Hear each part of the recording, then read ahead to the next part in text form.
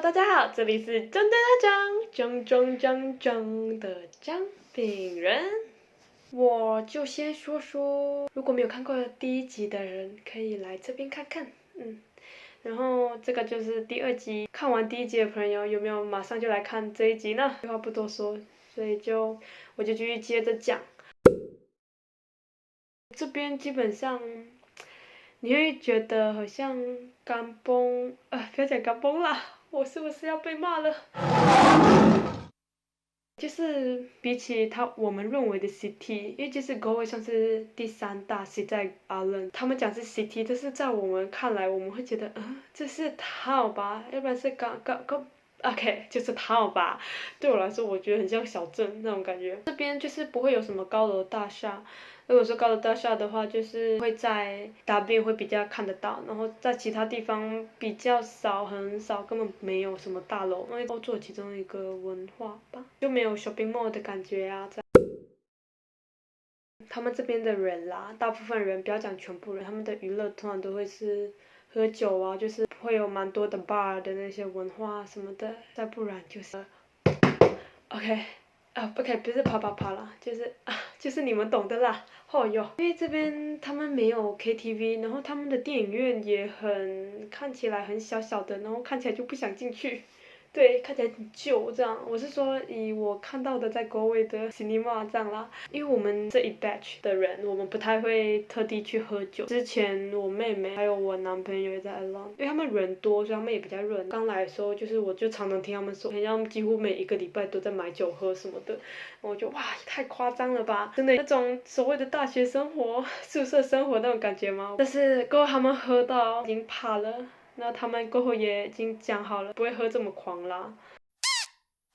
之前住Glasgow，那时候就有一个外国的室友，有她男朋友嘛，他们就是会很常在做那件事情。我是非常单纯女子吗？我第一次听的时候，我会觉得非常疑惑，这个是我从来没有听过声音诶，到底是什么？而且因为这边的房子哦，基本上它是夸张，它是那种隔板，它不是真正的墙壁，就是没有什么隔音系统，所以你会比较没有什么隐私。如果你讲话的话，重点是他们在做那件事情的时候，就是那个女生真的叫太大声了，她完全不顾我们楼上房客的人的感想，然后她就一直在那边叫，然后我就第一次听，然后我就觉得好夸张哦。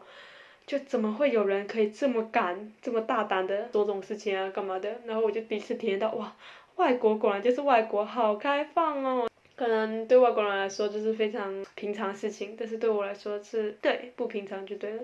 刚开始有点困扰我，因为我有时候半夜会被他们的叫声吵醒，就一个在一个在这样，总是很夸张啦。总之我就就是出到去，你可能会遇到事情。如果你跟外面的人一起合租一间房子的话，可能会有这种事情啦。有没有认识外国朋友？我也不知道是不是疫情的关系，所以比较不方便认识朋友啊，认识同学只能在上网课的时候就是看到大家一下，不然就是知道大家名字头像而已。基本上我的朋友圈大部分还是 Malaysian， 就是还是华人，比较少真正的 Irish 朋友，但是也是有1-2个。我是觉得可能我回去学校之后会比较好认识朋友，比较多时间可以了解大家，跟大家聊聊天，然后又常常可以见到面。我是蛮期待9月的时候会比较常回学校，就可以比较多认识朋友，比较有一点那个 uni life， 你懂吗？对。再来我认识的朋友就是工作上的同事啊，不然就是厨师们，不然就是老板，不然就是 delivery 司机 driver， 有时候 driver 也蛮好的，就是会跟你聊天啊什么的。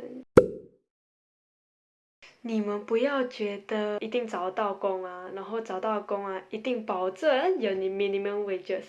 其实呢，大部分人都不是 minimum wages， 基本上大家都是就是做黑工。如果好的话啦，大概8欧1个小时。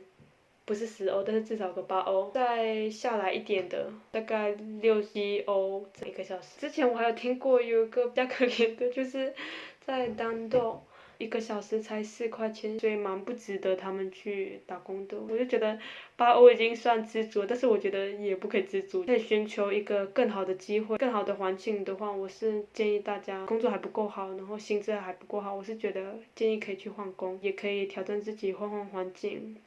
学习不同的技能内容，然后又可以认识一下当地人，也不错。通常可以找到 Irish 工的人啦，观察到的啦，通常都是你在你自己的国家，然后你有做过 cafe， 或者是做过一些 restaurant 的 experience 经验，才比较可能会被他们录取。就是你投了 CV 之后。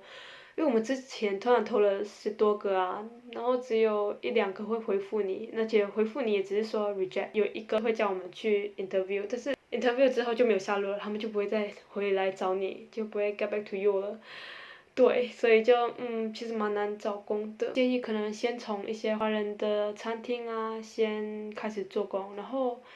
比较好了，进步了，比较有经验了，就可以去找更好的工。当然还是有例外啦。你说有没有 Irish 工？其实像我妹妹那一边，就是 Alone 的人啦，他们蛮多人都是在做 Irish 工的。我觉得有时候是看就是幸不幸运，加上你自己努力也是有关系，还有你自己的经验才会被录取。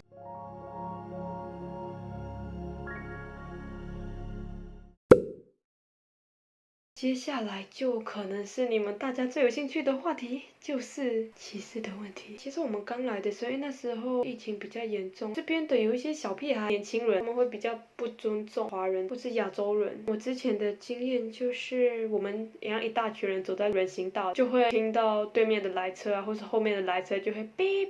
总之很常逼啦，前1、2个月很常这样哦。之前都会有一度觉得啊，我一出门我就要被逼了，我就心里有点受创。还好啦，其实，对，就是逼就逼啊，可能他逼哦，是因为我们有美女帅哥想要跟我们打招呼嘞，这些都还好。然后还有一个比较搞笑的东西，就是我的室友，然后他就是在做华人餐厅的 receptionist 柜台人员这样啦。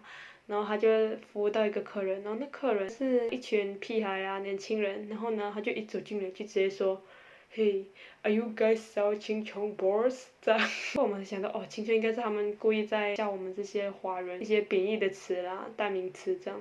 我觉得这些真的都算还好，没有构成你的人身安全就算了，如果有构成你的人身安全威胁到的话，就真的比较可怕，就很不应该，我觉得，应该说都不应该啦，这样。有一次是我有个朋友，他也是在晚上回家，刚好自己一个人这样走，然后就回来学生宿舍，然后就经过门口之后，然后刚好就有一群年轻人，应该也是住那边的吧，然后他们就向他丢球瓶，那就哇好可怕，而且还好没有砸到他，还好是砸到他的脚的前面旁边而已，如果他再走快一点，可能就会被砸到了。所以我就觉得真的很不尊重人。还好我那个朋友他最后还是安全的赶快回到家，就那些人也没有在干嘛了，但是已经非常的严重，我觉得就很不好。这些也就算了。我接下来要讲的就是我自己遇到的，之前就去 Alone 的时候去找我男朋友干嘛的，我就跟他有说有笑的，那我们就一样在人行道这样走去找我妹。那时候夏天嘛，然后我只是穿了一个 T 恤，然后薄薄的，跟我男朋友这样走，然后我就突然感觉到背后有水这样泼过来，然后就下一秒就马上哇那个刺痛感就很剧痛，就我的骨头脊椎骨痛啦。过后我就马上转头，我就想说到底是哪里砸来，然后我就在那边还在纳闷，后来我就想说。因为那个水球是蛮痛的，应该很明显是后面的车子。然后我那时候我就非常的生气，就是为什么要砸嘞？有必要做这种事情吗？这种事情会伤害到人呢，他们都不知道他们砸会影响到可能脊椎骨神经线，但是还好是没事啦。只是我当下我真的超气的，我就记住这个。被砸之后的感觉，我就开始觉得我们人不要去随便让重伤一个人，不管是用言语还是攻击行为，我觉得非常不好，而且会带来仇恨。但是我之后我是没有了，我就觉得算了，我就，让那个人自己会有报应的。以上就是我的经验，就是可能会被歧视的东西，但是基本上现在已经很少。我觉得城市还好，但是如果是小地方，我不知道为什么可能那边的人的文化素质有这么高，我不懂啦，可能就是小屁孩啦，应该是小屁孩，所以他们才会这样做。但是总而言之，其实这边还是蛮多当地人，其实对我们蛮友善的，他们也会主动跟我们讲话、聊天啊。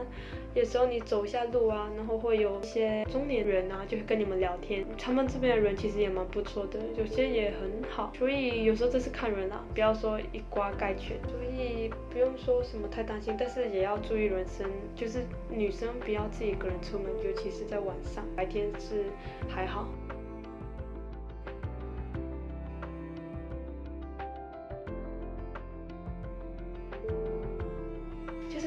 好啦，我分享完我的东西了，对，我希望你们不会觉得太长。